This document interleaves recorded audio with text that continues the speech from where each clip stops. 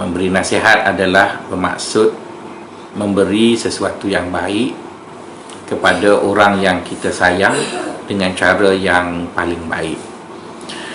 Jadi sambungan daripada bicara semalam, iaitu mengenai perkara-perkara yang tidak sepatutnya kita lakukan ketika mana kita memberi nasihat kepada seseorang yang kita sayang itu. Saya sebut sudah 4 perkara dan baki lagi. Hari ini insya-Allah saya sempurnakannya 2 perkara lagi menjadikan 6. 4 perkara yang telah saya sebut kita jangan buat apabila kita menasihati seseorang. Pertama, jangan menasihati seseorang itu di depan khalayak. Yang kedua, janganlah ketika mana kita menasihati orang itu kita berniat ataupun kita berhasrat untuk jadi hero, agar dia tahu bahawa silap itu kita yang beritahu dia, agar orang lain melihat bahawa kita adalah penyelamat kerana berjaya membetulkan keadaan dan sebagainya. Itu perkara yang kedua. Perkara yang ketiga, janganlah terlalu gelojoh memberi nasihat. Kononnya nampak saja sesuatu yang tidak betul, kita terus menegur, kerana banyak pertimbangan harus dibuat sebelum kita menerpa kepada seseorang untuk memberi nasihat. Perkara yang keempat, apabila kita ingin memberi nasihat, kita harus mempunyai suatu standard ataupun suatu kayu ukur yang jelas, dan kayu ukur itu adalah kayu ukur yang sama ada pada orang yang kita melihat dia melakukan kesilapan, agar kita tidak tersipu apabila kita menegurnya, sedangkan apa yang dibuat oleh orang yang kita sangka dia silap tadi adalah sesuatu yang tidak silap.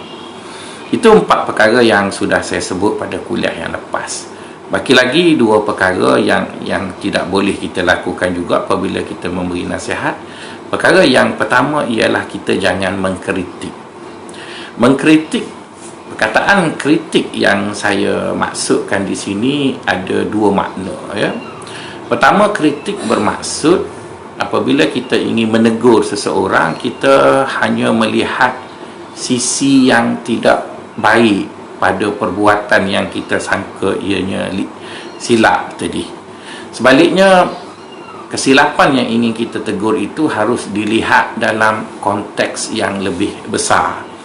Apa baiknya dan apa buruknya, dan apabila kita ingin menegurnya, maka teguran itu harus mengambil kira baik dan buruk seseorang itu melakukan sesuatu.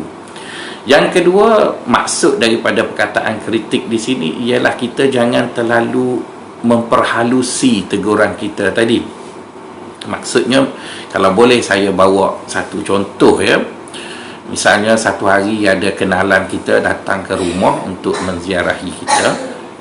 Jadi kita pun jemput dia masuk ke rumah dan minum. Oleh kerana hari-hari yang ada sekarang ini adalah cuacanya panas, maka kita buka kipas dahulu ataupun kita buka aircon supaya sahabat yang datang menziarahi kita itu selesa untuk berada di rumah kita. Dan kita memberi isyarat kepada isteri agar isteri kita tadi membawa minuman. Dan di sini kita bawalah teh-o dengan sedikit goreng-goreng untuk dijamukan pada tetamu. Jadi ketika kita menuang air teh ke cawan tetamu kita tadi, maka kita tuanglah separuh. Lantas kawan kita terus kata, kedekutnya, kenapa bubur separuh?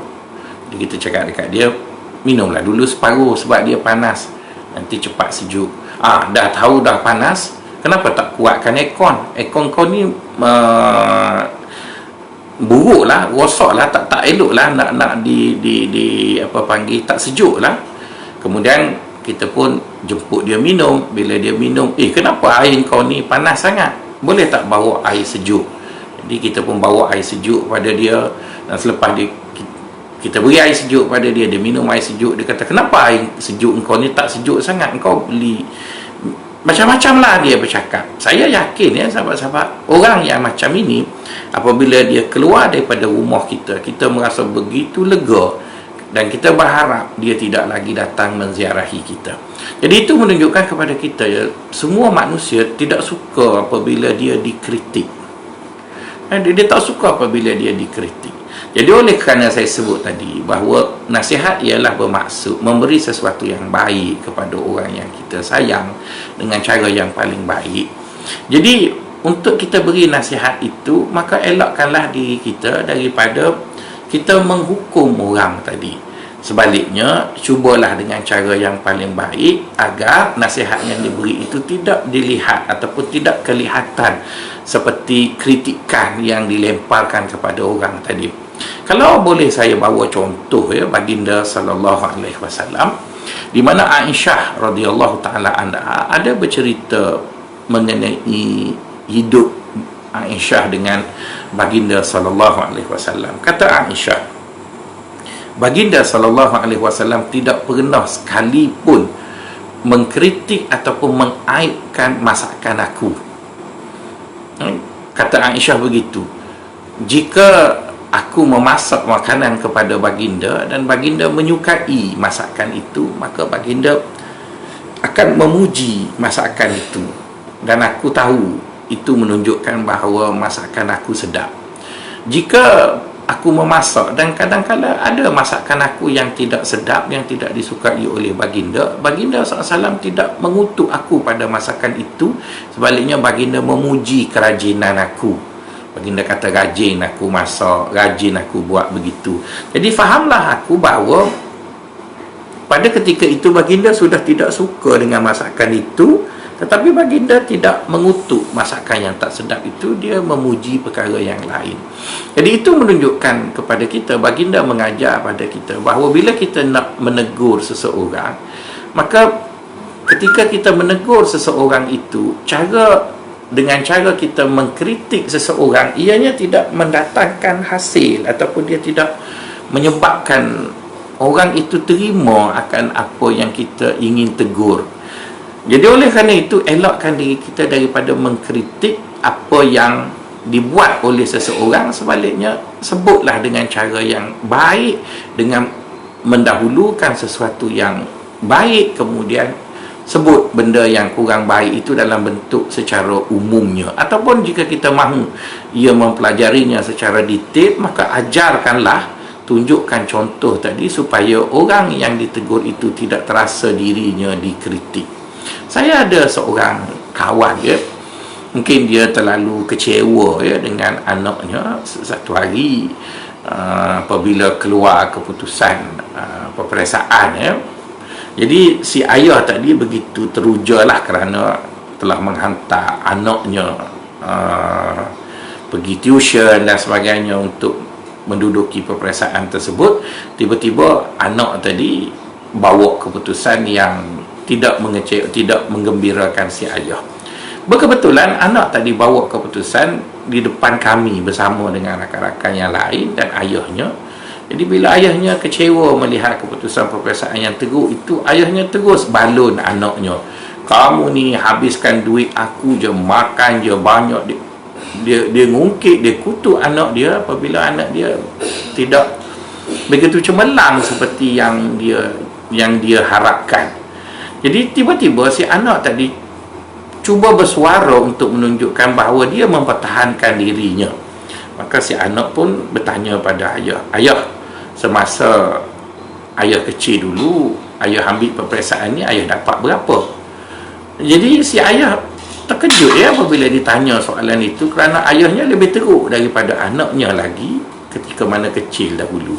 Jadi kami, kawan-kawan yang cuba ingin mempertahankan anaknya yang dimalukan di depan kawan-kawan tadi, kami kata, ayah kamu teruk lagi daripada kamu. Jadi itu menunjukkan kepada kita ya, tuan-tuan, kadang-kadang apabila kita melihat sesuatu yang kita tidak suka, kita melihat sesuatu yang kita rasa ianya tidak betul pada hemat kita, maka kita mengkritiknya seolah-olah orang yang kita nak nasihat itu langsung tidak ada apa-apa kebaikan yang dia buat. Katakanlah ya, si anak tadi dapat bahasa Melayu 2A, bahasa Inggeris dapat B, matematik B dan sains B. Jadi apa salah sebelum kita menyatakan bahawa kenapa kamu dapat B pada subjek-subjek tersebut, apa salahnya kita puji yang dia dapat A itu dahulu? Masalah kita kata, wah, anak ayah akan menggantikan A Samad Said. ataupun akan menggantikan Shah Nur Ahmad kerana bahasa Melayunya A, penulisan dan pemahaman. Ayah bangga sangat, inilah orang Melayu yang boleh berbahasa Melayu dengan baik. Cuma ayah harap yang bahasa Inggeris itu dan sebagainya. Jadi nasihat itu boleh diberi ataupun teguran itu boleh diberi kepada anak yang kita rasa ianya tidak sepatut sedemikian, tetapi takkanlah dalam keseluruhan apa yang kita nampak itu tidak ada baiknya.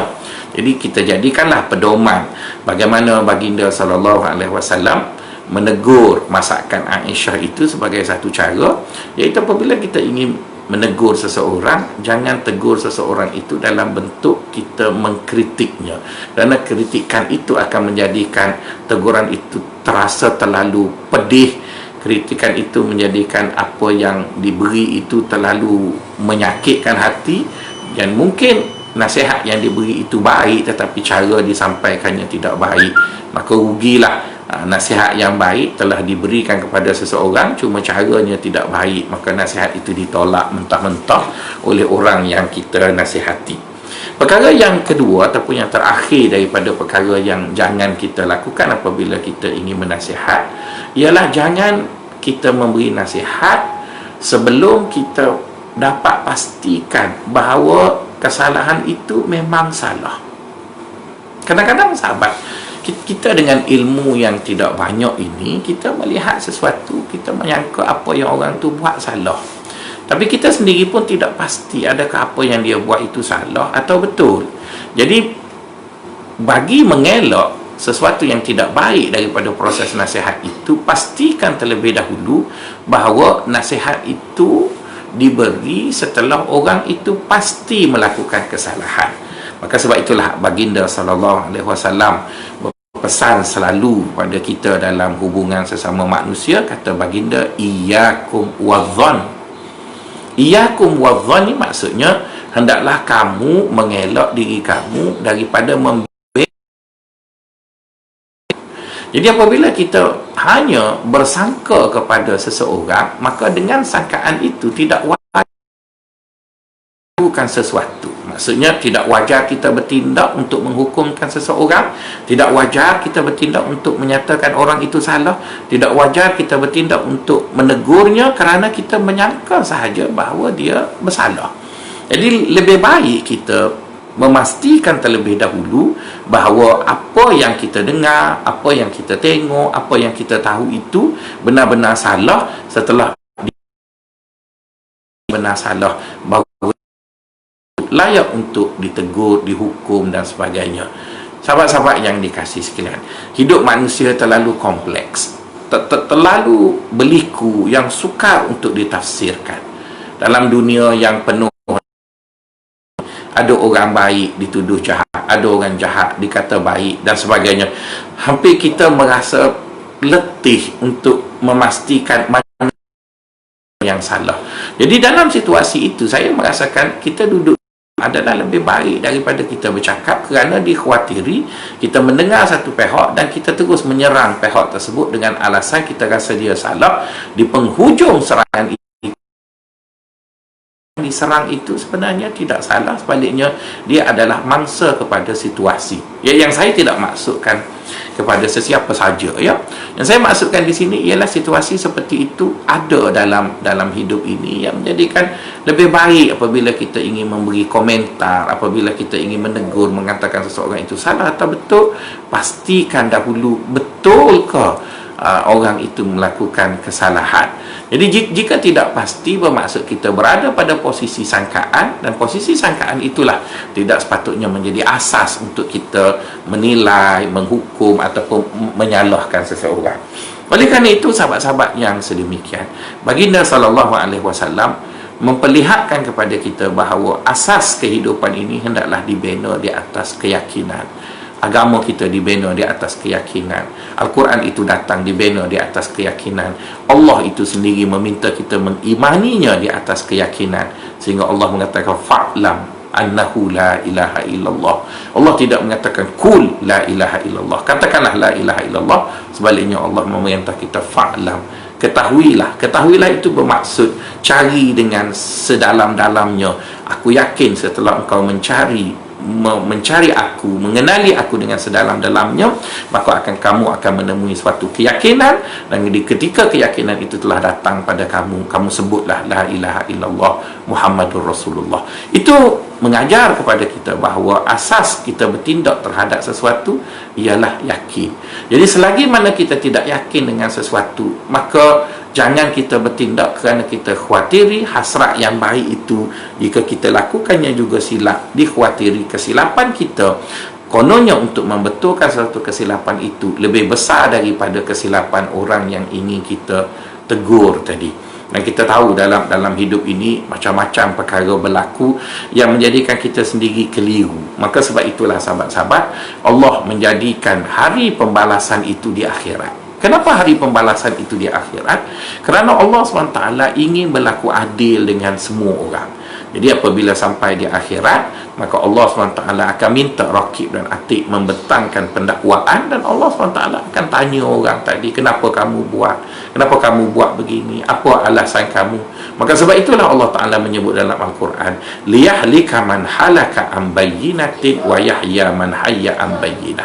Maksudnya jika kita pulang ke akhirat nanti, kita ada jawapan di atas apa yang kita buat, maka jawapan kita itu akan diterima oleh Allah ataupun ditolak merujuk kepada apa yang akan kita katakan di depan Allah Subhanahu wa Ta'ala tadi. Setiap orang tidak akan dizalimi di depan Allah, kerana Allah Subhanahu wa Ta'ala sendiri tahu apa yang kita buat. Ada utus 2 malaikat yang menulis apa yang kita buat, iaitu Raqib dan Atid. Semua anggota kita menjadi saksi di atas apa yang kita lakukan. Jika kita melakukan perkara yang baik, tapi manusia menyangka ianya tidak baik, maka kita tetap akan mendapat balasan baik. Tapi jika kita melakukan perkara yang jahat, yang tidak baik, walaupun manusia semuanya mengatakan itu baik, tetap kita akan menerima hukuman. Jadi oleh kerana itulah asas agama kita, jangan kita bergerak untuk menegur seseorang, jangan kita bergerak untuk menasihati seseorang kononnya di atas emosi, di atas sangkaan dan sebagainya. Jadi jika 6 perkara itu sahabat-sahabat kita perhatikan, kita mengambil kira sebelum kita bergerak untuk menasihati seseorang, saya cukup yakin nasihat itu akan memberi kesan yang positif dalam hidup sesama kita. Kita tidak menuduh seseorang, kita tidak berprasangka dengan seseorang, kita tidak memperkatakan sesuatu yang kita belum pasti, kita tidak begitu cerewet dalam menegur seseorang, maka kita akan menjadi seorang Muslim yang berguna, yang akan disukai, yang akan didekati oleh siapa saja yang menemui kita, kerana orang tahu bahawa bila duduk bersama dengan dia, dia akan memberi sesuatu yang baik pada orang yang menghampirinya, dan orang itu telah berjaya membina suatu keyakinan yang cukup membanggakan kita, iaitu baginda sallallahu alaihi wasallam. Maka marilah sama-sama kita bertekad, berusaha untuk menjadi seorang Muslim yang berguna, dan bergunanya seseorang itu merujuk kepada berapa banyak manfaat yang dapat kita berikan kepada orang lain.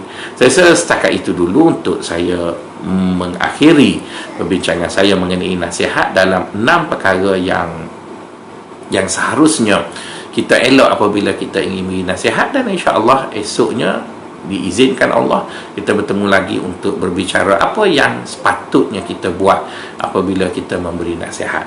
Saya berharap sahabat-sahabat semua berada dalam lindungan Allah, dirahmati oleh Allah, dan marilah sama-sama kita menggunakan hari baru yang Allah berikan pada kita ini untuk mengisinya dengan ketaatan, mengisinya dengan kebaikan, mengisinya dengan membantu sesama manusia yang lain. Semoga kita menjadi hamba Allah yang bermanfaat, dan akhirnya kita diredai oleh Allah SWT. Saya mendoakan sahabat-sahabat semua berada dalam lingkungan Allah, dan kita semua akan diredai oleh Allah Subhanahu wa Ta'ala.